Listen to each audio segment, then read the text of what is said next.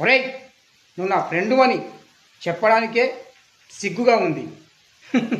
పెళ్ళాన్ని బస్ ఎక్కించి ఐదు నిమిషాలు కాలేదు, అప్పుడే ఇంటికి సెకండ్ సెటప్ను తెచ్చుకున్నావు. చెయ్యి, నీ మొహం నాకు చూపించకు. నువ్వు చేసినదంతా ఈ వీడియోలో రికార్డ్ చేశాను. నీ పెళ్ళాం వచ్చాక చూపిస్తాను, అప్పుడు నీకు విడాకులు ఇస్తుంది. చెయ్యి, ఏం జన్మరా నీది. ఒక్కసారి ఆలోచించరా.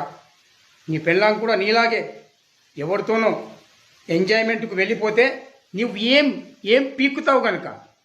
ఎదవన్నర ఎదవ. నేను చెప్పినట్లు విని